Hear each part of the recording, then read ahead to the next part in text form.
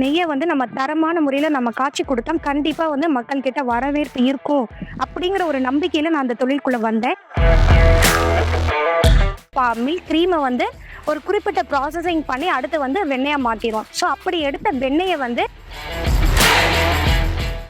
முருங்கைத்தலை, கருகாப்பிலை இந்த மாதிரிலாம் நிறையா வந்து ஆட் பண்ணுவாங்க. நாங்கள் வந்து பொதுவாக எதுவுமே ஆட் பண்ணுறது கிடையாது. எதனால் அப்படின்னா, அப்படியே சுட இருக்கும்போதே வந்து பாத்திரத்தில் ட்ரான்ஸ்ஃபர் பண்ணிவிட்டு நாங்கள் அந்த நெய் குருணை ஆக்கிறதுக்காக தனியாக ஒரு சின்ன ரூம் செட்டப் போட்டிருக்கோம்.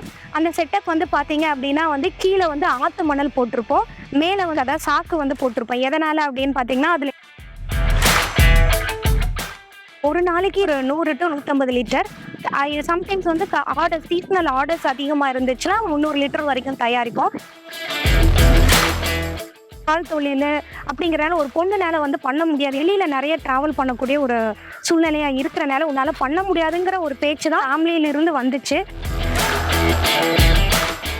ஆரம்ப கட்டத்தில் லட்சங்களில் தான் ஸ்டார்ட் பண்ணோம். ஒரு 5 கஸ்டமர் 10 கஸ்டமர் அந்த மாதிரி ஒரு வருஷத்துக்கு ஒரு லட்சங்களில் தான் டர்ன் ஓவர் நடந்துச்சு. இப்போ போக போக கிராஜுவலாக வந்து கோடிகளில் பண்ணிகிட்ருக்கோம். வணக்கம், என்னுடைய பெயர் ராஜசுதா. நாங்கள் butter and ghee manufacturing company run பண்ணிகிட்ருக்கோம். கம்பெனி அமைஞ்சிருக்கிற இடம் வந்து பார்த்திங்கன்னா திண்டுக்கல் மாவட்டம், ஒட்டஞ்சத்திரம் வட்டம், அம்பிளிக்கை கிராமத்தில் நம்மளுடைய கம்பெனி அமைஞ்சிருக்கு. நான் வந்து பார்த்தீங்க அப்படின்னா இந்த தொழிலுக்கு வந்து 3rd ஜென்ரேஷன் அப்படின்னு சொல்லலாம். ஃபஸ்ட்டு ஜென்ரேஷன் பிஸ்னஸ்குள்ளே வந்தது வந்து எங்கள் தாத்தா தான். அதுக்கு அடுத்து வந்து அவங்கனால வந்து அந்த டிரான்ஸ்போர்ட் ஃபெசிலிட்டிஸ் இந்த பிஸ்னஸ் அடுத்து எடுத்து கொண்டு போகக்கூடிய ஒரு சூழ்நிலைகள் இல்லாதனால அடுத்த ஜென்ரேஷன் 2nd ஜென்ரேஷனாக வந்து எங்களுடைய பிஸ்னஸ் ஆரம்ப கட்டத்தில் வந்து ஒரு கூட்டு தொழிலாக இருந்துச்சு. அதாவது அப்பா, பெரியப்பா, சித்தப்பா 3 பேரும் சேர்ந்து பண்ணிட்டு இருந்தாங்க. அப்பா வந்து ஒருத்தர்கிட்ட இருந்து ஃபஸ்ட்டு வந்து 45 ரூபாய் சம்பளத்துக்காக போய் சேர்ந்தாங்க. ஒரு வருஷம் சேர்ந்து அவங்க கிட்ட இருந்து அந்த தொழிலை கற்றுக்கிட்டு அதுக்கப்புறம் எங்கள் பெரியப்பா மூலியமா இந்த கம்பெனியை ஃபஸ்ட்டு அடுத்து எடுத்துகிட்டு போனது எங்கள் பெரியப்பா. அவங்க தான் வந்து இந்த கம்பெனி அப்பாவுக்கு எடுத்து அமைச்சு கொடுத்தாங்க. ஸோ அப்படி அமைஞ்ச தொழிலை நாங்கள் எல்லா இடத்துலையும் வந்து பாலை வந்து கலெக்ட் பண்ணி அந்த பால்லேருந்து வந்து க்ரீமை கம்ப்ளீட்டாக வந்து செப்பரேட் பண்ணி எடுத்துருவோம். ஸோ எங்களோட உற்பத்தி வந்து பார்த்தீங்க அப்படின்னா அந்த காலத்தில் முன்னாடி ஜென்ரேஷனில் சுற்றி இருக்கிற கிராமங்களே இருந்துச்சு. அப்போ வந்து பால் உற்பத்தி அப்படிங்கிறது எங்களுடைய வட்டாரத்திலே அதிகமாக இருந்துச்சு. ஸோ அந்த மில்க் க்ரீமை எடுத்துகிட்டு வந்து நாங்கள் பட்டரா மாற்றினதை வந்து ஆக்சுவலாக அவங்க பண்ணின காலத்தில் தமிழ்நாட்டுக்குள்ளே பண்ணல, அதர் ஸ்டேட்ஸ் வந்து பெங்களூர், ஹைதராபாத், ஈவன் நாக்பூர் வரைக்கும் வந்து அவங்க சப்ளை பண்ணியிருக்கிறாங்க. இது வந்து எனக்கு அப்பா மூலிமா வந்து தெரிஞ்சுக்கிட்ட விஷயம்.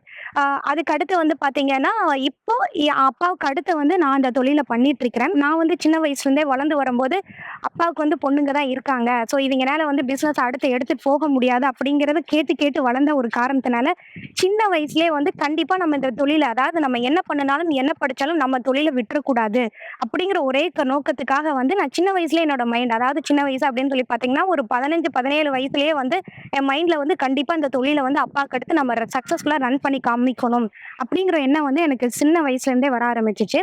பட் ஆனால் எடுத்தோடனே என்னால் தொழிலுக்குள்ளே வர முடியல. ஸோ ஆரம்ப கட்டத்தில் வந்து கூட்டு தொழிலாக பண்ணிட்டு இருந்த பிஸ்னஸ் வந்து அப்பா தனியாக வந்து பண்ண ஆரம்பித்தாங்க.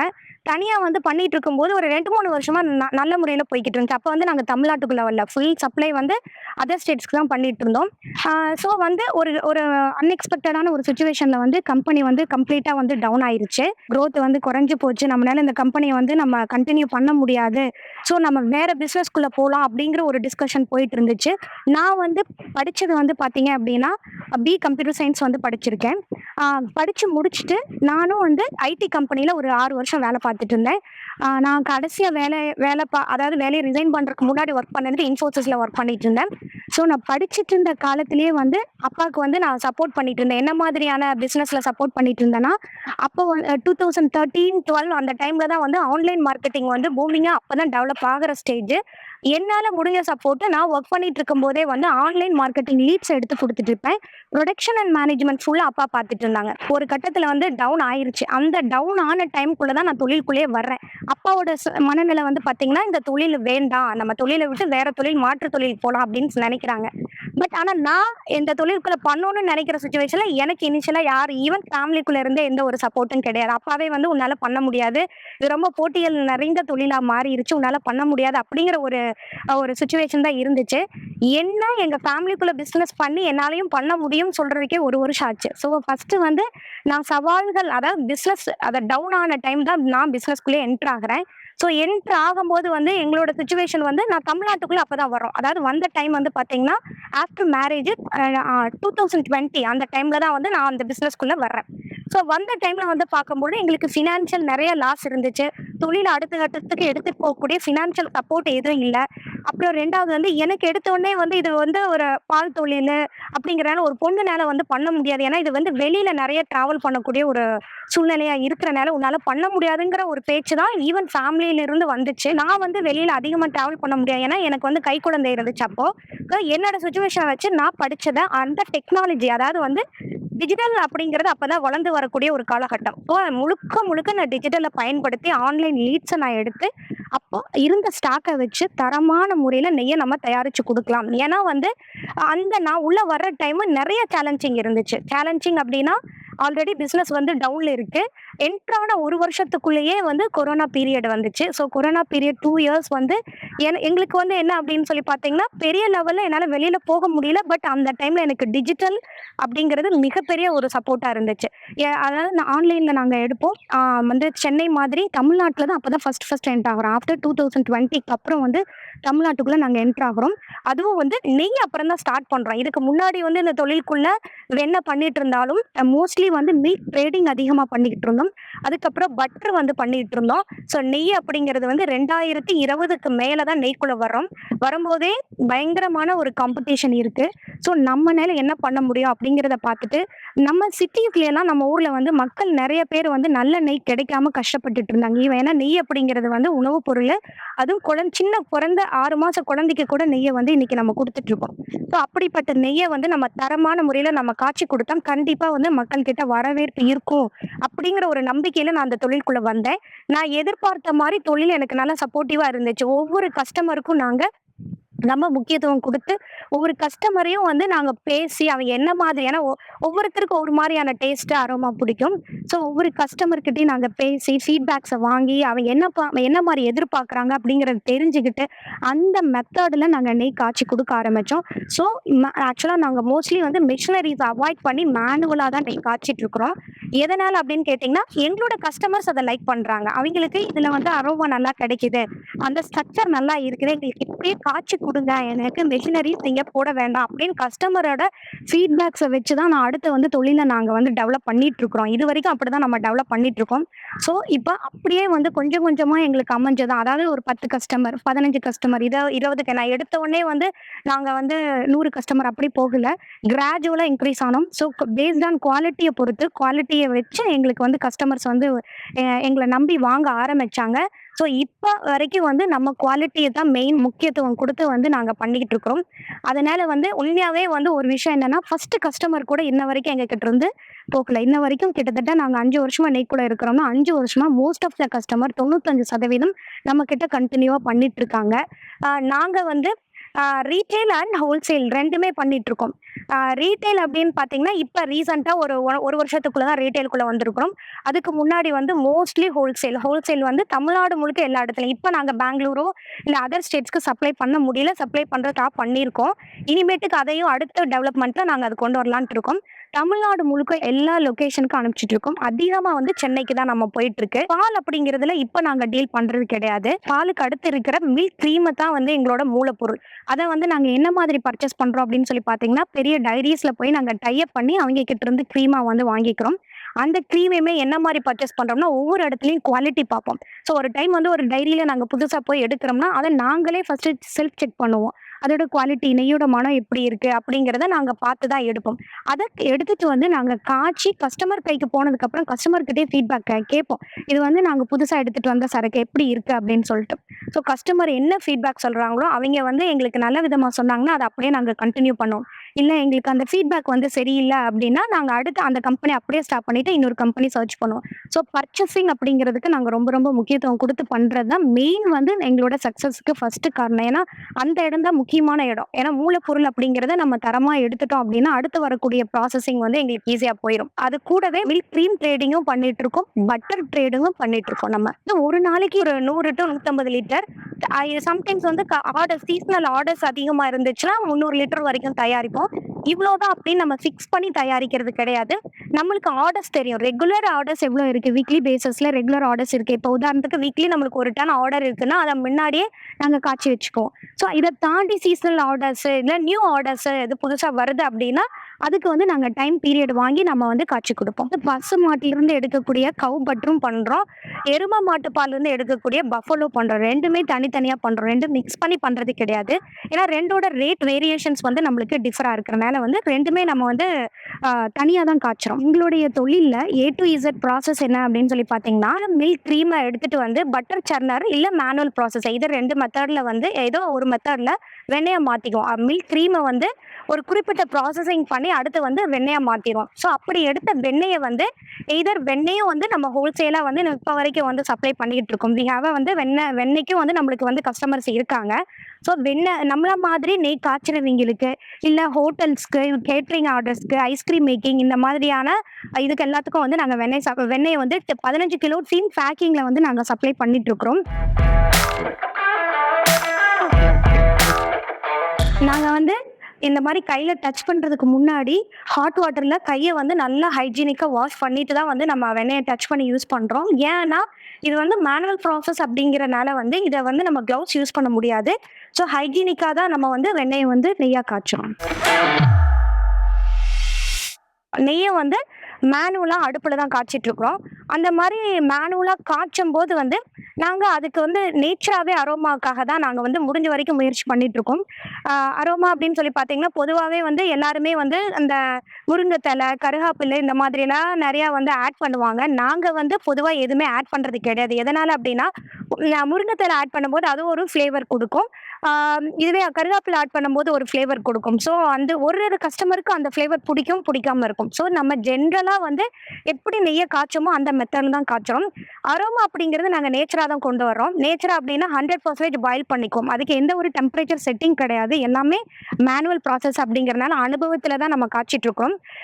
அரோமா அப்படின்னா இப்ப நெய்ய காய்ச்சி முடிச்சதுக்கு அப்புறம் நம்ம பக்கத்திலேயே வந்து ஒரு மில்க் கிரீம் செப்பரேட்டர் இருக்குங்க. அதுல வந்து நம்ம கம்ப்ளீட்டா வந்து சுடு நெய்யவே வந்து அரைச்சு எடுத்துக்குவோம். அது எதுக்காண்டி அப்படின்னா, அதுல நெய்யில இருக்கக்கூடிய கீழ இருக்கிற அந்த சாலிட் பார்ட்டிகிள்ஸ் வந்து போய் நெய்யோட மிக்ஸ் ஆயிறக்கூடாது அப்படிங்கிறதுக்காக, அத ஃபில்டர் பண்றதுக்காக ஒரு ஃபில்ட்ரேஷன் ப்ராசஸ். அது முடிச்சதுக்கு அப்புறம் நம்ம ஒரு பாத்திரத்துல வந்து ட்ரான்ஸ்ஃபர் பண்ணிருவோம். அப்படியே சுட இருக்கும்போதே வந்து பாத்திரத்துல ட்ரான்ஸ்ஃபர் பண்ணிட்டு, நாங்க அந்த நெய் குருணை ஆக்குறதுக்காக தனியா ஒரு சின்ன ரூம் செட்டப் போட்டிருக்கோம். அந்த செட்டப் வந்து பார்த்தீங்க அப்படின்னா வந்து கீழ வந்து ஆத்து மணல் போட்டிருப்போம். மேல வந்து அதாவது சாக்கு வந்து போட்டிருப்போம். எதனால அப்படின்னு பார்த்தீங்கன்னா, அதுல எப்பயுமே தண்ணி தெளிச்சு விட்டு ஈரப்பதமா இருக்கணும். நேச்சராவே நெய்ய வந்து குருணை உருவாகுறதுக்காக அந்த ஸ்ட்ரக்சர் ஃபார்ம் ஆகுறதுக்காக தான் அந்த செட்டப் வந்து நாங்க பண்ணியிருக்கிறோம். அது வந்து பார்த்தீங்கன்னா, நெய்ய வந்து ஒவ்வொரு கிளைமேட் அதாவது பொதுவாவே நெய் அப்படிங்கிறது வெளியில இருக்கக்கூடிய தட்பவெட்ப நிலைக்கு தகுந்த மாரி தான் ஸ்ட்ரக்சர் உருவாகும். இப்ப மக்கள் வந்து மார்க்கெட்ல வாங்கும்போது நெய் வந்து எங்களுக்கு மோஸ்ட்லி கஸ்டமர் வந்து சொல்லுவாங்க, "நெய் எப்பயுமே ஒரே மாதிரி வேணும். ஸ்ட்ரக்சர் ஒரே மாரி ஸ்ட்ரக்சர்ல மணல் மணலா கொண்டு வரணும்." அப்படின்ட்டு. ஆக்சுவலா வந்து நம்ம அந்த மாரி வந்து நெய்யில வந்து கொண்டு வர முடியாது.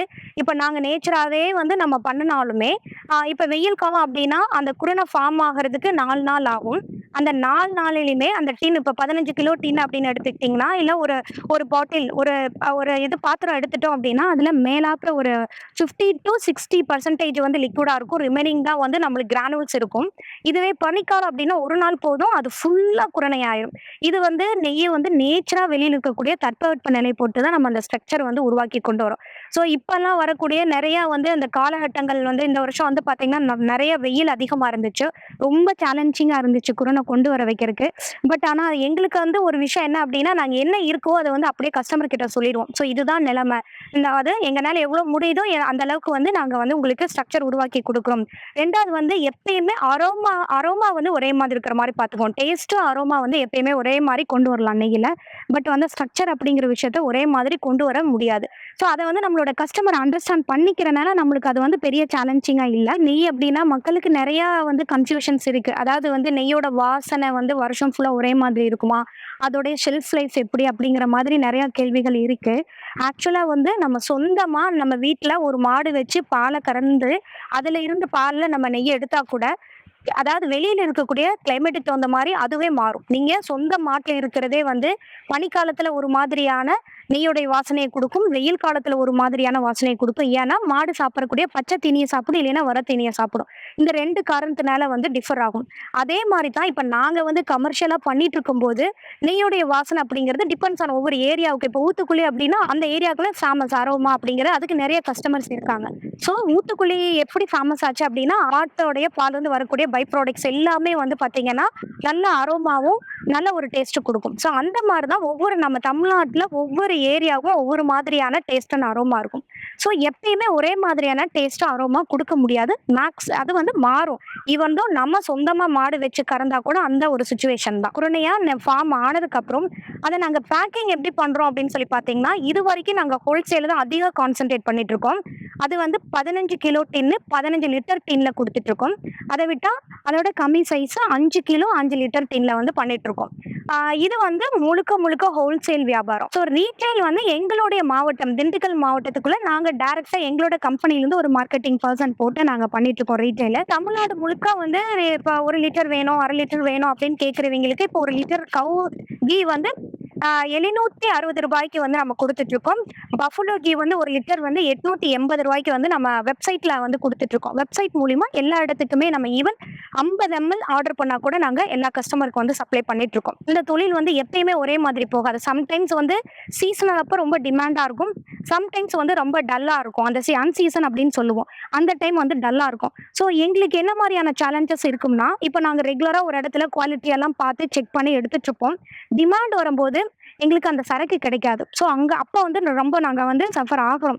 அந்த போர்ஷன் அடுத்து நாங்க தெரிக்கட்டுறதுக்காக அடுத்து வந்து இன்னும் கொஞ்ச நாள்ல குறிப்பிட்ட நாளுக்குள்ள பால்குள்ள என்டர் ஆகலாம். நம்மளே வந்து பால்லிருந்து வந்து நம்ம டீல் பண்ணி நம்ம உற்பத்திய வந்து உருவாக்கிக்கணும் அப்படிங்கிற ஒரு பிளானிங்ல வந்து நாங்க இருக்கிறோம். விமன் வந்து பிசினஸ்குள்ள வந்து அத சக்சஸ்ஃபுல்லா பண்றதுக்கு ஃபேமிலியோட சப்போர்ட் முக்கியமான தேவை.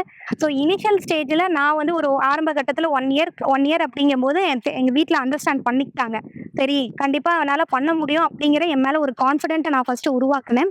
உருவாக்குனதுக்கு அப்புறம் வந்து பார்த்தீங்க அப்படின்னா, ஒவ்வொரு நாளும் சேலஞ்சஸ் தான். ஏன்னா அந்த தொழில கத்துக்கிட்டு வரல. ஃபேமிலி பிசினஸாவே இருந்தாலும், எனக்கு பெரிய நாலேட்ஜ் இந்த தொழிலுக்குள்ள இல்ல. எல்லாமே தொழிலுக்குள்ள வந்ததுக்கு அப்புறம் தான் நான் கத்துக்கிட்டேன். ஈவன் எவ்ரிடே ஸ்டில் ஒரு நாளும் புது புது விஷயங்கள நான் கத்துக்கிட்டு தான் இருக்கேன். எல்லாமே கத்துக்கிட்டோம் அப்படின்னு நம்ம சொல்ல முடியாது.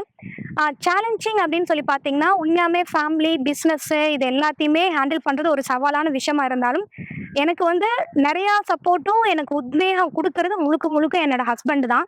அவைங்க இல்ல அப்படின்னா, இன்ன வரைக்கும் என்னால இந்த தொழில இந்த நிமிஷம் வரைக்கும் நான் தொழில என்னால ரன் பண்ணிக்க முடியாது. ஸோ எல்லாத்துக்குமே வந்து ஏன்னா கல்யாணத்துக்கு முன்னாடி அப்பாவுடைய சப்போர்ட் வேணும் ஒரு பொண்ணுக்கு.